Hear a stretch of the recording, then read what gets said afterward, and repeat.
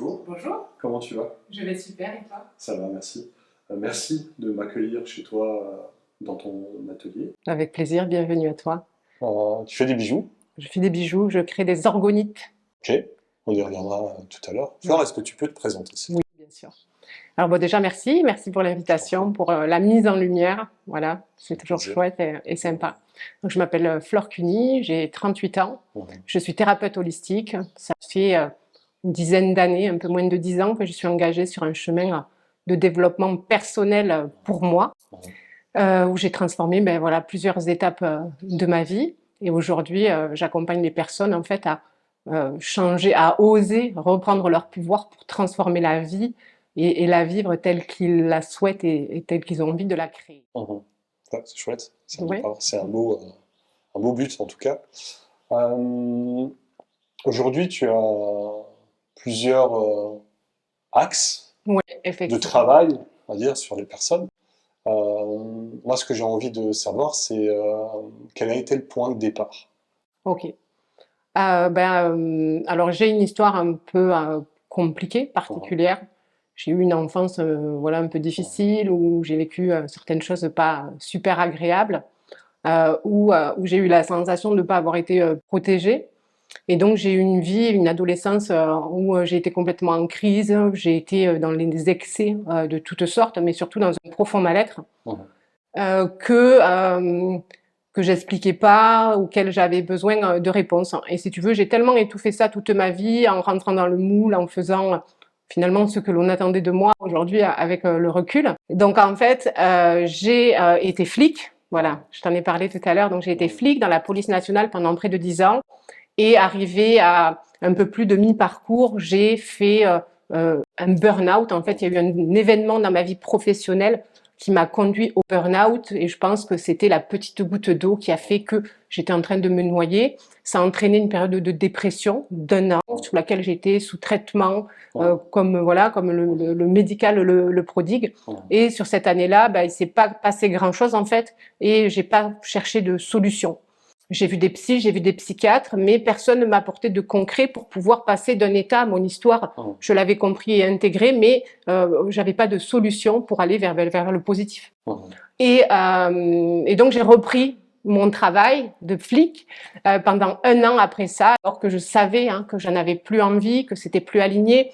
Je suis assez hypersensible. Toute ma vie, j'ai dû créer une carapace pour pas le montrer. Et finalement, flic, c'était très difficile émotionnellement pour moi de me retrouver dans des situations de crise, de ressentir les émotions des autres.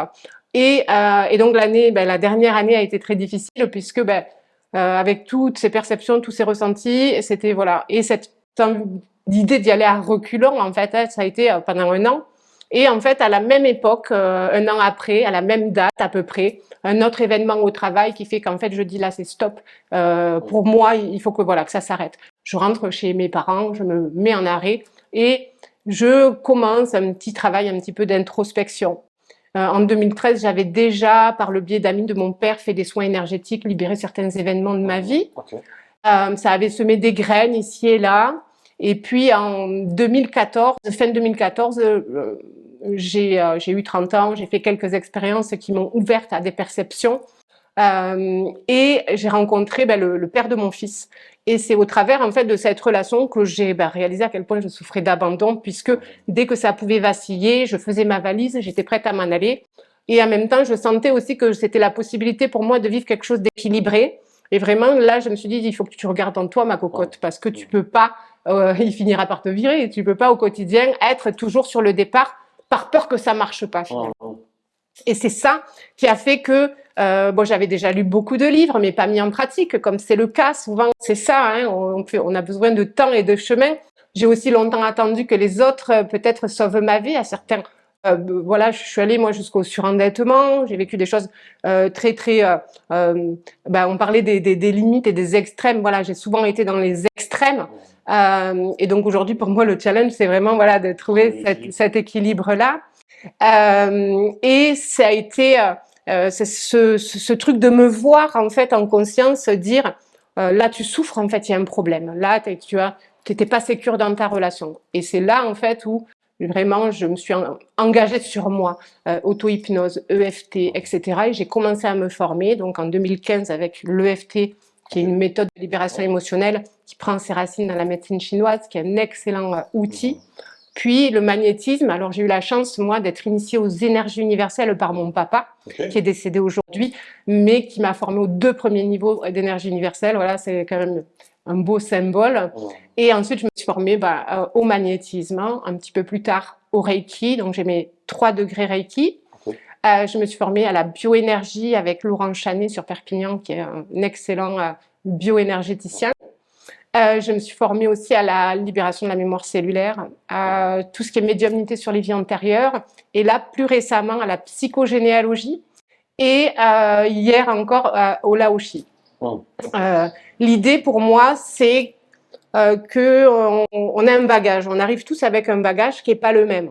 On parle de karma, mais pour moi, c'est prendre conscience de ce que l'on porte dans les vies antérieures, parce que j'y crois profondément, et mon expérience me l'a prouvé dans les mémoires de famille, mais aussi voilà sur l'enfance. Et l'idée, c'est d'avoir toutes ces cordes pour permettre un accompagnement holistique, ce que peut-être j'aurais aimé trouver moi au moment où je commençais à cheminer. Ok, ok, c'est un beau parcours. Quand tu étais plus jeune, enfant, adolescente ou jeune adulte, est-ce que tu as senti des choses qui étaient... Enfin, est-ce que tu t'es sentie différente par rapport aux autres camarades ou personnes de ta famille, même si, a priori, ta famille était quand même plongée dans les énergies, la médiumnité, surtout les énergies niveau de ton papa. Tu me Ma disais mère tirait les que cartes. ta maman tirait les cartes. Donc, c'est pas un univers qui t'est inconnu. Bien sûr. Mais du coup, est-ce que toi, tu l'as incarné dès le départ, dans le sens où, ok, mes parents sont un petit peu spéciaux. Est-ce que je vais là-dedans ou alors pas du tout? Est-ce que tu t'es braqué, t'as fui un petit peu? Alors, déjà, il faut savoir qu'on est rentré un petit peu déjà dans le monde des énergies parce que mon papa est tombé malade en 2012. Il a eu un cancer, plusieurs cancers, il est décédé de cela. Et c'est lui qui en a eu besoin à ce moment-là. Je sais que ça lui a donné du temps de vie, je sais voilà, que ça lui a beaucoup apporté. Et il y a eu cette ouverture qui s'est fait comme ça. Ma maman a toujours tiré les cartes, mes parents sont séparés depuis que je suis toute petite. Donc moi j'ai, on va dire, accepté, autoriser ma médiumnité, c'est assez récent. C'est-à-dire qu'en 2021, j'ai fait un accompagnement pour moi sur des problématiques d'addiction avec une médium sur les vies antérieures. Et finalement, ça a révélé ma médiumnité, le fait qu'elle était là et qu'elle demandait à s'exprimer, que finalement, aussi tous ces conflits internes que je vivais, c'était parce que je refusais ça. Et finalement, ce qu'il y a, c'est que pour moi, en fait, ça a toujours été là. Mais si tu veux, comment comprendre qu'il se passe quelque chose de spécial quand tu es ça? Ça a été très difficile pour moi de comprendre que là, tu canalises quelque chose, parce que pour moi, on a tendance à penser aux films, à des médiums en transe, etc. Et moi, en fait, ça me fait ni chaud ni froid. C'est entre guillemets, tu vois. Je vais avoir des confirmations de ressenti, des sensations dans mon corps, etc. Mais c'est là et c'est tout le temps là. Et c'est fluide et c'est comme ça. Et après, ça a été se faire confiance. Et je vais te donner un exemple très précis. C'est qu'un des derniers soins que j'ai fait à Perpignan avant de partir pour la Bretagne, c'était un monsieur qui est venu me voir. Sa compagne était venue quelques semaines avant. Et en fait, je fais un soin énergétique. Donc, je me connecte à l'énergie et j'entends cette personne, elle n'est pas dans le bon corps. Et donc, je me dis, mais t'es truffé. Et je me dis, mais en fait, ça va pas bien là-haut. Donc, le mental, tout de suite, il prend le dessus. T'es folle, t'es tarée, nani nana. Bref, donc je me dis, allez, lâche prise, fais ton soin. Puis à la fin, on fait toujours un débrief après un soin, voir ce que moi j'ai ressenti, ce que la personne a pu ressentir. Et le monsieur me dit, mais alors, qu'est-ce que vous avez ressenti? Et je lui dis, à mon sens, il y a un conflit identitaire. Et il me répond, oui, je suis pas née dans le bon corps. Je suis un homme avec un sexe de femme, en fait, et j'en souffre, et je suis en transition, etc. D'accord. Et donc, pour moi, le plus difficile, ça a été faire confiance à cela. Me dire, tu as une info, elle ne vient pas par hasard. Et ça a été aussi difficile parce que tu captes pas que le bon. Tu vois, tu captes l'intention des gens derrière leur masque, ce que les autres ne voient pas, etc. Et ça, moi, ça a été la difficulté pour moi, tu vois, de me dire, ok, je suis comme ça, je filtre, voilà. Et tu es, en fait, c'est pas, voilà, je suis comme ça. Donc l'idée, ça a été d'accepter qui avait cette médiumnité et que tant que j'allais pas l'accepter, j'allais être en conflit avec moi-même. Ok. Voilà. Wow. C'est fou. C'est fou parce que j'entends souvent des médiums me dire qu'ils ont des informations, qu'ils savent pas comment parfois l'interpréter. Toi, comment tu sais que tu dois donner cette information? Parce qu'il y a peut-être des personnes qui n'ont pas envie de la Je recevoir. vais te donner des exemples très Ouais, précis. ouais, je veux bien. Donc, pour avoir vécu des abus, Mhm. j'ai un signal dans mon corps qui me dit quand la personne elle a été abusée, violence Ok. sexuelle. Voilà. Et c'est toujours délicat dans quelle mesure la personne elle est prête à cela. Mhm. Moi, ça m'est arrivé qu'on me pose des choses sur la table et qu'on me laisse comme ça.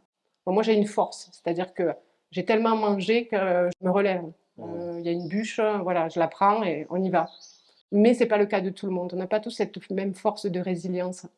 Et qu'est-ce qu'elle va en faire, la personne? Tu as des personnes, tu vas leur lâcher ça, ils vont décompenser, ils vont se foutre en l'air, ils vont aller tout péter.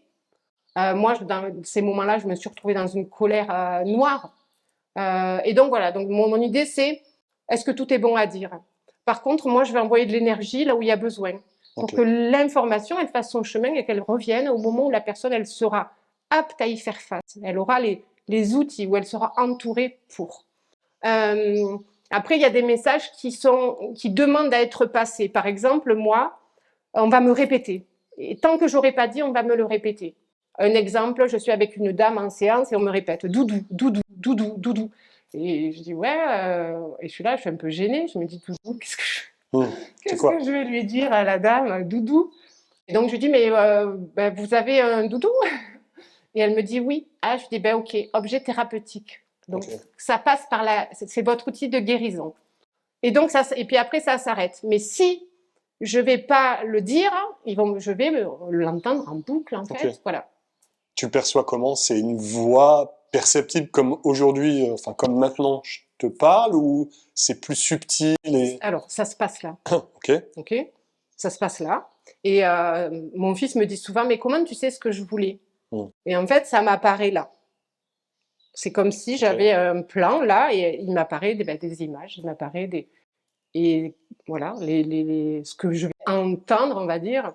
Alors après, est-ce que moi j'ai vraiment la sensation que ça se manifeste aux oreilles? Je vais te dire pourquoi. Un matin, je me suis réveillée et j'ai entendu tout simplement arrêter les heures supplémentaires qui font de ma vie un enfer. Wow. Donc je me dis, 7h05, bonjour la vie. Et je me dis, oh là là, mais qu'est-ce que c'est? Ça me parle, ça me parle. Donc je fais des recherches et effectivement, c'est une chanson. La chanson de Bibi. Tout doucement. Voilà. Ok. Et donc, ce matin-là, c'était mon premier degré de Reiki. Et je suis avec une amie, on boit le café chez moi, et je suis là, je tape du poing sur la table, je vois pas quel enfer j'ai vécu, j'ai tout réglé, et nanani, et nanana. Et en fait, ce qui s'est passé, c'est que déjà, ce matin-là, c'était clairaudience. Bonjour, c'est la clairaudience. À partir de maintenant, tu vas entendre des choses. Et fin de la première journée de Reiki, effectivement, on avait soulevé un couvercle, et il y avait tous ces souvenirs de violence qui moi aujourd'hui dans ma vision de maman sont pas normales. Est-ce que par exemple mon grand frère a pu me faire subir à différentes périodes de ma vie. Est-ce que c'est la même typologie de personnes qui viennent te voir? Et si ces personnes ont un rapport indirect avec toi et avec tes expériences que tu as pu vivre? Alors, la première chose, c'est que pour moi, en tant que thérapeute, tout dépend du travail sur toi. Moi, je le vois, chaque fois que je travaille un truc sur moi, la semaine d'après, 15 jours après, je vais traiter ce genre de problématique puisque je l'ai réglé. Donc, c'est pour moi important de me continuer à me former, d'être dans cette dynamique de travail sur soi parce que tu peux aider l'autre à la mesure de ce que tu as aidé et fait pour toi. La deuxième chose, c'est que pour moi, tout est une prolongation de nous-mêmes. Le monde à l'extérieur, il est une manifestation de notre inconscient, en fait. Et que toi, tu es une parcelle de moi qui s'exprime sous une forme, mais que chacun l'est aussi.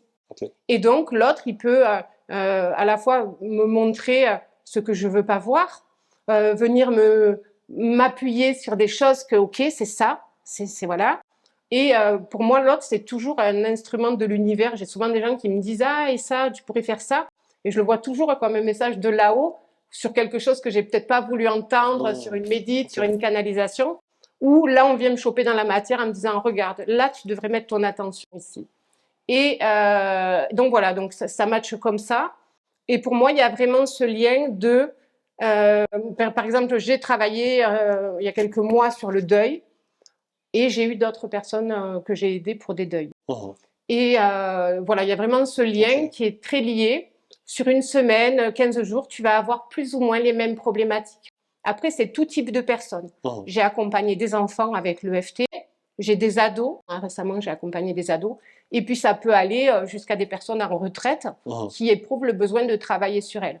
Mon but, c'est la thérapie brève. C'est pas de prendre les gens et de les garder un an. Mhm. Mon but, c'est de faire 2, 3 séances, d'aller voir dans les souches, hein, vie antérieure, mémoire de famille, enfance, naissance. Et déjà là, tu déblayes énormément de Mhm. choses. Ok, merci. Aujourd'hui, tu travailles principalement en présentiel Alors, ou tu fais aussi du travail à distance? il y a eu le Covid, je suis Ouais. partie 4 ans en Bretagne, j'ai travaillé que à distance. Ok, J'ai aussi découvert que ça marchait mieux, ok, parfois. ah ouais, Notamment sur les soins énergétiques où souvent la personne est là, elle a des interrogations, elle ne sait pas si ça va marcher, elle a elle des n'est pas concentrée. attentes, elle vient et quand tu ressens Court-circuiter ça, un petit peu, quoi. ouais, moi Ouais. ça me... Plus la personne elle attend de moi et moins je vais être capable Ok, de lui donner. d'accord. Voilà, il y a vraiment ce truc où je ressens les attentes et c'est d'ailleurs pour ça que je fais pas trop de cartes parce Mhm. que les gens ils viennent vraiment avec des attentes et en fait moi ça me bloque. Ok. C'est-à-dire que tu viens pourrir mon canal avec Mhm. tes attentes quoi. Donc ça marche très très bien à distance. Je travaille en visio, je travaille par téléphone. Et là aujourd'hui j'ai repris le présentiel. Donc depuis que je suis Mhm. revenue fin d'année. Je fais les ateliers tous les vendredis à l'association à Idiom à Saint-Cyprien. Mhm. Un atelier le matin, un atelier l'après-midi. Salon du bien-être, j'en ai fait un récemment, il y en aura un Mhm. le 20 et le 21 Mhm. à On y sera. celle-ci. On va parler des mémoires, justement du transgénérationnel, de ces mémoires et fardeaux hérités Mhm. de nos ancêtres. Mhm. Et je parlerai aussi des orgonites, ces objets fabuleux que je crée à ce moment-là. Donc, je Ok. fais du présentiel et je reçois du coup ici, j'ai mon bureau à côté. Et donc, Ok. voilà. Et est-ce que tu transmets? Donc, c'est marrant que tu me poses la question parce que hier, j'ai assisté à une formation en présentiel et le message au début de la formation, c'est en fait, c'est toi qui dois le faire. Voilà, Mhm. tu en es là aujourd'hui. Et c'était me montrer aussi au travers cette fille qui chemine peut-être depuis moins longtemps, etc. Que j'étais voilà, complètement légitime par rapport à ça et que Mhm. j'avais, avec le pendule, les cartes, etc., j'ai énormément de choses à transmettre, Eh de oui. base pour l'éveil, les personnes qui souhaitent s'éveiller. Et donc, Mhm. oui, la formation, voilà, c'est en train d'être pensé. Il y aura différentes formations sur différents outils. Et mon but, de toute façon, même quand je fais des séances, c'est de donner des outils pour Mhm. permettre à la personne de cheminer avec autonomie. Pour moi, un bon thérapeute, il crée des blessures de rejet, Mhm. entre Ok. guillemets. Mais il n'est pas là à te... Moi, les gens, ils ne sont pas là, entre guillemets, pour me graisser la patte. Le but, c'est que je t'aide à traverser ton pont, que tu arrives à prendre l'énergie dont tu as besoin pour le faire, Mhm. et puis après, taillot, quoi.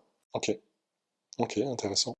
Moi, je voulais revenir sur une chose. Mhm. J'ai regardé un petit peu tes réseaux, évidemment. Oui. J'ai vu que tu faisais des lives, enfin, pas des lives, mais plutôt des vidéos. Ouais. Et tu parlais de Ho'oponopono. Mhm. Est-ce que tu peux nous en parler? Absolument, Ouais. absolument. Ouais. Alors, Ho'oponopono, moi, j'ai découvert ça au travers de mon père et de ma mère Mhm. en 2012 à peu près. Hein. Donc, c'est période de ma vie où je suis en dépression, etc.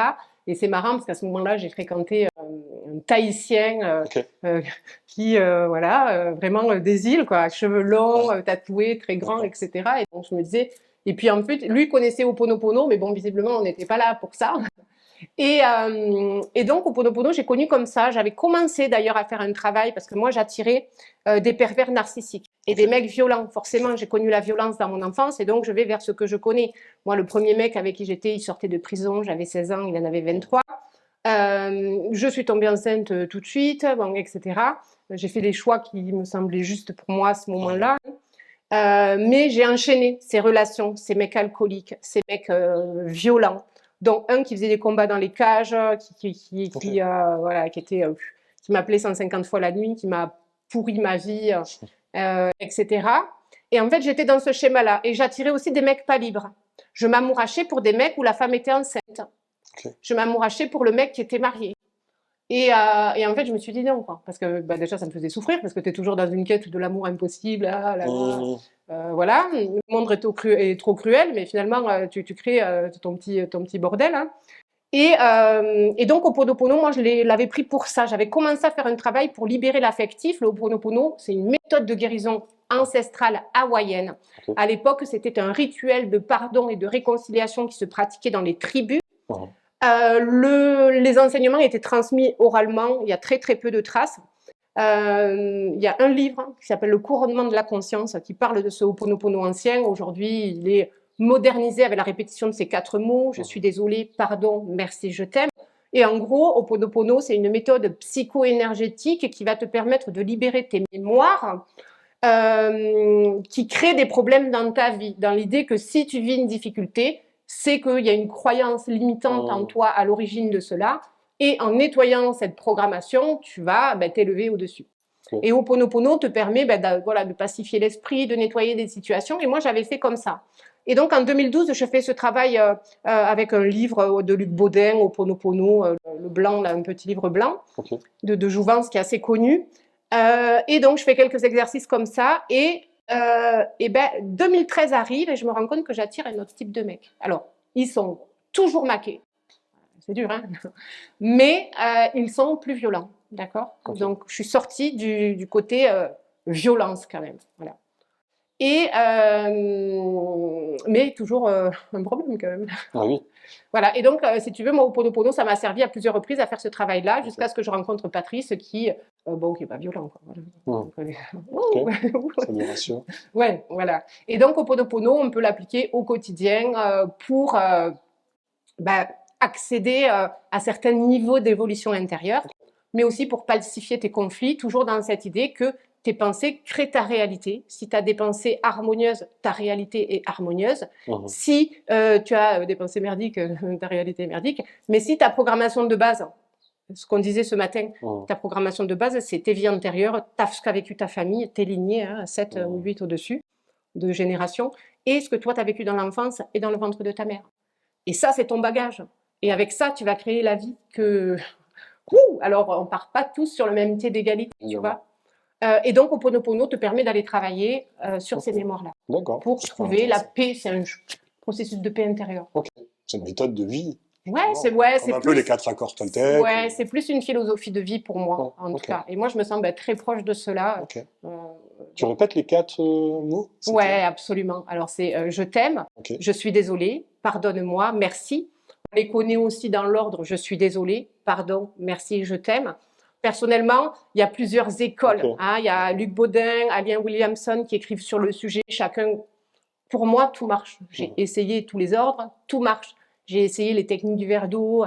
Moi, j'ai une pochette de nettoyage où j'ai mis une prière Ho'oponopono, où je glisse des papiers, des choses dedans, et ça débloque les situations, etc. C'est assez étonnant et assez simple. Et pour les gens qui sont très négatifs, c'est un très bon outil parce qu'il permet d'aller nourrir le mental, plutôt que de lui donner t'es nul, tu sers à rien, etc. Tu vas lui permettre de répéter ces 4 lois. Et en fait, au niveau vibration, c'est des lois qui sont la loi de l'amour, la loi de la responsabilité, du pardon, de la gratitude. C'est des lois qui t'élèvent et qui font que ton taux vibratoire va augmenter et tu vas te mettre à atteindre la fréquence de la loi d'attraction. Et ça, moi, je l'ai vécu où j'avais des pensées et elles sont là, elles se matérialisent en direct, tu vois. Et tu es là et tu dis, oulala, il faut quand même faire attention à ce que je pense. Vraiment, au Ho'oponopono, si tu arrives à le répéter tellement que ça va nettoyer un truc en toi, tu vas arriver à un état zéro, tout d'un coup, tu as zéro limite. Tu es ce potentiel illimité, voilà, tu n'as plus de chaîne, tu n'as plus rien qui te lie, tu es pure conscience finalement et pure lumière. Et Ho'oponopono t'aide à accéder moi je l'ai vécu à plusieurs reprises, à ces états-là qui bien sûr ne durent pas, et on ne reste pas là-haut perché. On a eu aussi une vie à vivre en bas, mais ça te permet d'aller accéder et à ta véritable identité, cette lumière divine, et à ton potentiel illimité qui peut être ce que tu veux. Ok, très bien. Bon, écoute Flore, merci pour ces lumières. Avec plaisir. Est-ce que tu veux rajouter quelque chose? Non, merci à toi. Ok. On te retrouve sur les réseaux? Absolument. Facebook? Sur ma page Facebook. Ouais. Sur mon compte Instagram, les Galaxies Vibratoires, qui est dédié à la création des orgonites et des bijoux, etc. Et on me retrouve aussi sur YouTube et même sur TikTok. Sur TikTok, ok. Ça marche. Voilà. Écoute, merci beaucoup, Flore. Avec plaisir, merci à toi. Bientôt. À bientôt.